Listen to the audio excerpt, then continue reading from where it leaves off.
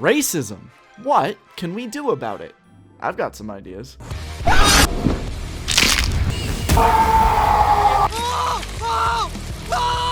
The world of Baldur's Gate 3 is jam-packed with excitement and wonder. Whether you're in the top percentile of the autism spectrum, or some kind of sex-addicted freak, this game probably has something for you. Meet Livamai, a young tiefling man with a heart of gold. If you couldn't tell by looking at him, he has never had a nefarious thought in his life. However, this good-natured spirit also makes him innocent, and on his quest to find the power to create real change, Livamai was tricked by a devil into selling his eternal soul. Now a warlock, Livamai has vowed to use his newfound fiendish powers to tackle the greatest threat plaguing this world of conniving liches, vicious monsters, and unfathomable horrors, racism. Will we be able to use our natural charisma and magical charms to convince others to love their fellow man, or will the perpetual cycle of hate reign supreme? Only one way to know. The year is 2035. You're enjoying a meal at your local comestible dispensing station, brought to you by Amazon, when suddenly, Supreme Leader Elon Musk portals above your city and kidnaps you to serve as a human test subject for his latest iteration of the Neuralink implant. Spouting rhetoric about being God's gift to humanity, he crams the implant into your skull just as his vessel is attacked by the radical left. Forced to flee and heavily damaged, you crash land in the worst place on Earth, Paris. Now, you find yourself surrounded by French on all sides and left with but one goal: survive. I arose from my sarcophagus and took stock of my surroundings. I was alive, yet I could feel the Neuralink implant burrowing ever deeper into my skull. I took a minute to inspect the pool of gamer girl pee that lie before me. A successful investigation check taught me that touching the pool could be quite dangerous. However, as the great emancipator once said, slurp that shit, and I took a swig, which nearly killed me. As I proceeded into the next chamber, I heard the cries of a wounded man asking for help and rushed to his aid. After a careful medical examination, I realized he had made the mistake of keeping his brain on the outside of his body, which many medical professionals agree is not good. I attempted to help this man by pushing his brain back into his skull, but he died before I was successful. As I continued my way through the damaged ship, I was ambushed by a woman that can only be described as a Triangle Shirtwaist Factory survivor.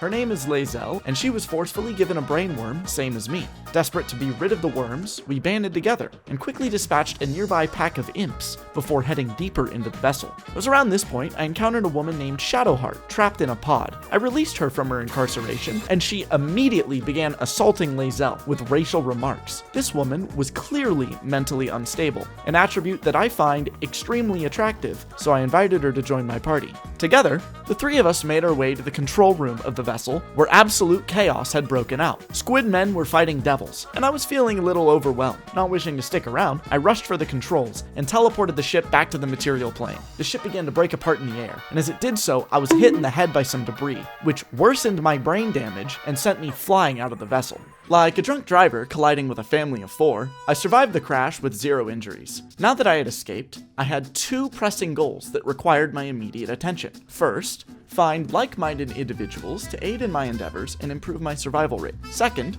locate a morally gray physician with no qualms about performing a lobotomy to remove the parasite in my skull. As I walked up the beach, I encountered Shadowheart lying in a heap on the ground. The cutscene camera lingered on an artifact in her hand, which was clearly important, but considering I have a worm digging through my cranium, I don't really give a shit about her backstory right now. Shadowheart and I proceeded into the wreckage where we encountered a small group of intellect devourers. These things hit very hard. After a very harrowing battle, I gained enough experience to level up. This gave me the opportunity to pick up Warlock Invocations, which I used to upgrade my primary damage spell, Eldritch Blast, as well as learn Disguise Self, a feature I immediately forgot about and would never ever use. As we continued picking through the wreckage and looking for Lae'zel, Shadowheart and I encountered a strange portal. Inside was a wizard named Gale, a character with a very annoying game mechanic and a backstory that's a bit too crazy for a level 1 character. I added him to the party conditionally, intending to use him as a backup character after we found Lae'zel, and continued on. Shortly after meeting Gale, I stumbled upon Time Magazine's most effeminate man. His name is Asterion, and I'm quite concerned he may awaken some deeply repressed urges if he stays around me for too long. I invited him to join us, but I made sure everyone knew I wasn't at all excited about it. Finally, after much searching, I found Lae'zel. She was trapped in a cage by 2 tieflings, but thanks to my natural-born charisma, I was able to convince them that she was some sort of wild beast, and they left her alone. I replaced Gale with Lae'zel, and with my party now at full strength, I set off to find a doctor. After some more time exploring the wilderness, we came across what appears to be some sort of gated community, actively being assaulted by the homeless. I decided to get involved and quickly learned that goblins die very easily when shot in the head. After several rounds of combat, we managed to kill all the goblins and entered the settlement, where I met with the leader of the tieflings, Zevlor. From him, I learned of 2 other factions that reside in the immediate vicinity. The first is the goblins, whom we've already met, and the second are the druids, who actually share the camp with the tieflings. However, both of these groups seem to have a problem with the tieflings. Not because of their actions, but because of the color of their skin. As a tiefling myself, I found this injustice a little appalling and went to have a chat with the leader of the druids. I made my way to the druid section of the settlement, where I found an angry mob gathered by the entrance. It seems this white woman had kidnapped a tiefling child and, quote, intended to raise her right.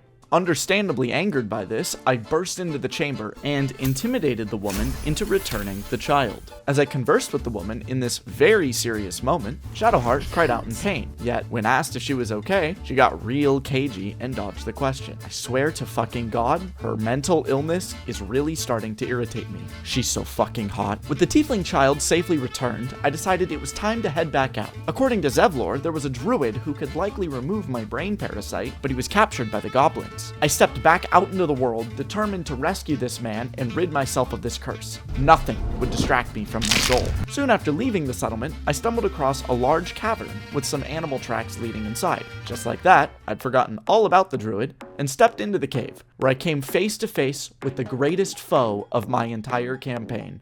This stupid fucking box.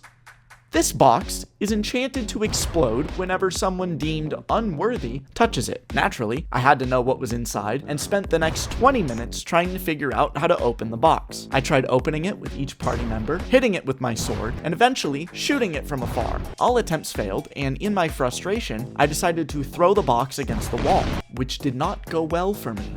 Realizing brute force probably wasn't the answer, I decided to use my brain and began looking around for some clues, at which point I found a hidden piece of paper with a prayer written on it. A successful religion check had Shadowheart recognize the prayer, and I figured she'd now be able to open the box. But yet again, the box exploded. This experience was a critical failure on all fronts. With my time colossally wasted, I made my way deeper into the cavern, where I discovered an owlbear and its cub. Naturally, I did the only sensible thing one should do when faced with a majestic creature such as this, and beat it to death with a great sword.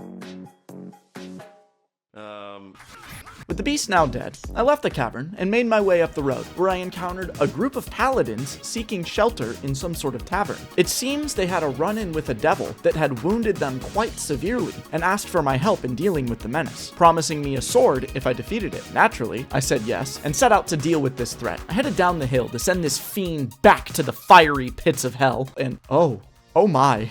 Mommy, fuck, I mean mommy, fuck, I mean mommy, fuck. The latest yappy little dog she sicked on me are nearby. A group of dopes posing as paladins of Tyr. Want to help me take them down? Yeah, I will believe whatever you tell me. You want to kill these guys? Let's kill these fucking guys. Yeah, let's do it. After meeting the literal woman of my dreams, I decided it was time to restructure the makeup of my party. This woman's name was Karlach, and I replaced Lae'zel with her. I also replaced Asterion with Gale while I was at it. Not because Asterion was ineffective or anything, it's just things between him and I are getting a little too weird for me. Like all D&D parties, when introducing new characters, there's really only one way to deal with the old ones.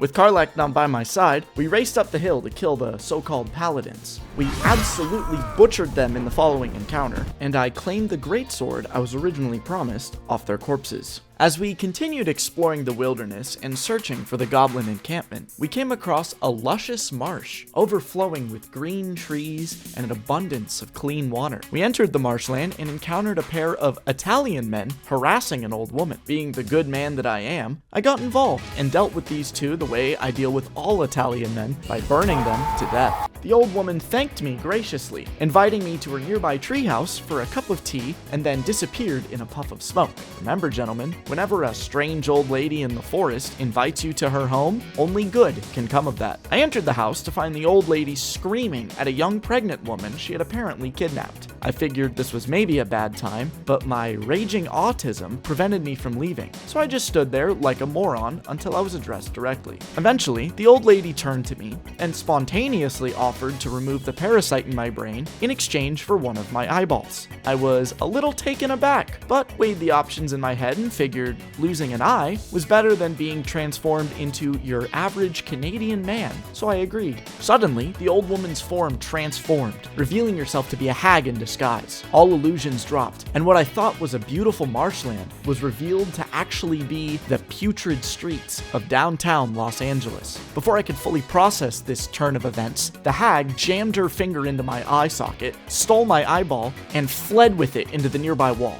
I immediately gave chase, following her into her secret lair, which was absolutely riddled with traps. If you weren't aware, the AI in this game will go out of their way to trigger every single trap, no matter how carefully you attempt to avoid them, or if you successfully detect them. After stumbling through an actual minefield and using all of Shadowheart's spell slots to heal the party, we arrived in the central chamber, where it seems that the hag had taken the young woman hostage. We engaged the hag in combat, at which point she immediately made several clones of herself, which all cast Hold Person on the members of my party. Many of my party members lost their turns, and unsure of what to do, I had Gale use Scorching Ray to fire at 3 of the clones, which both unveiled the real hag and taught me that the clones disappear if they take even the smallest amount of damage. Over the next few turns, I systematically killed off the clones and used a Raging Karlach to absolutely brutalize the witch until she began pleading for her life. She offered me power in exchange for sparing her life, but considering this woman just stole my fucking eyeball, I wasn't really in the negotiating mood. After killing the hag, I checked on the hostage, expecting thanks and maybe some praise, but instead she began accosting me, telling me that I'd ruined everything. I'm not proud to admit it, but that was my breaking point. I'd lost my eyeball, stepped on explosive traps, and been given the bubonic plague. I'd gained absolutely nothing from this journey into the marshes, and this was the thanks I get? At first, I heavily considered killing this woman on the spot, but that was too good for her. Apparently, the witch was going to bring her dead husband back to life, which gave me a bit of a devilish idea. See, from the dead witch, I'd found her wand, and I followed the woman outside where she was sitting next to her husband's casket. With a flick of the wand, I raised her husband from the dead as a zombie, and convinced the woman that he was definitely still in there somewhere. Now resigned to a life of loving the animated corpse of what was once her husband, I sent her on her way and continued on to the goblin camp. The goblins were camped within the ruins of a massive fortress, and as I approached the gate, a strange magical force began to overwhelm me, which Shadowheart staved off with her artifact. Completely unprompted, she looked at me and immediately got very defensive about the whole situation. Guys, I think Shadowheart may be autistic. We managed to get into the goblin camp by using lies and deceit to convince the guards that we were basically their gods, and they let us through unimpeded, taking us to meet with their leader. As we walked through the encampment, I realized there were a lot more goblins here than I expected, and far too many for just the 4 of us to handle alone. Clearly, a full frontal assault was not the proper way to rescue the druid. I met the leader of the goblins, who was a drow woman named Minthara. Minthara plans to march her army of goblins on the grove and wants me to be her man on the inside, opening the gates for her when she arrives with her army. I thought about this offer for a moment and then agreed. Whoa, soldier. What did you just do?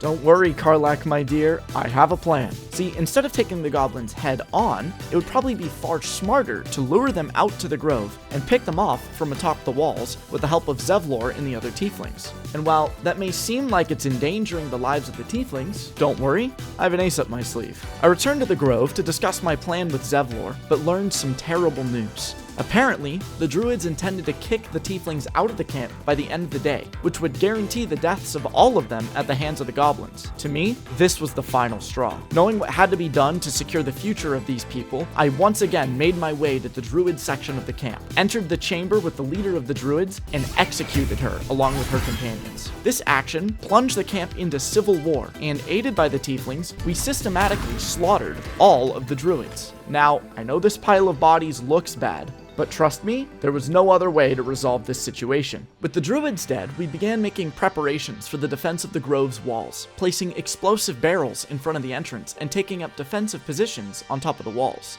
Minthara arrived in force, with a host of goblins, suicide bombers, ogres, and giant spiders at her back. It seemed the majority of the forces at the goblin camp were here, falling right into my trap. See, during my many adventures, I'd picked up an item called the Iron Flask, which, according to the Wikipedia page, holds a very nasty secret within it. In the opening move of the encounter, I hurled the flask at the enemy forces, which unleashed a chaotic entity known as a spectator onto the battlefield. This fearsome monster immediately blasted one of the suicide bombers with its eye beams, causing him to detonate and wound all of the enemy forces around him. Panic began to ensue within the goblins' ranks, who immediately all rushed to deal with this new massive threat on the battlefield, clumping them all up for Gale to detonate yet another suicide bomber. As intended, the spectators systematically slaughtered the vast majority of the goblin army, before finally being slain by Minthara herself, who then began charging the main gate. We took up defensive positions in the tunnel behind the gate, and when Minthara was within range,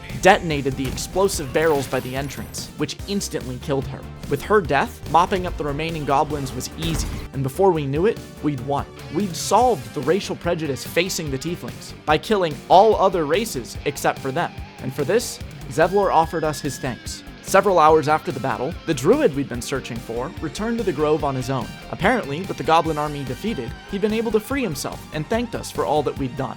However, he also informed me of a sad truth. Apparently, the worm infecting my brain was unique and was beyond his means to remove. His suggestion was we seek out the mages of Moonrise Tower, as they are far more likely to know more about my particular condition.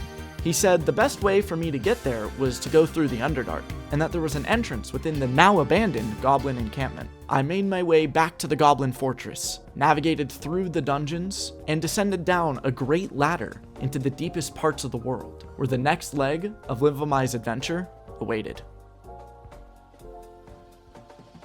Hey guys, thank you so much for watching. This video took a lot longer to make than I expected, thanks to stuff in my personal life and the holidays, but I think it was well worth it. Before we go, I want to give a huge shout out to Patreon supporters Disaster of Steel, The Stranger, Reds, Doc, Dina Mite, Black Garden, Lady Corvia, Marcus M, Hobbs, Derpy Dino, and Luke Strobel. Thanks a ton, guys, and I'll catch y'all next time.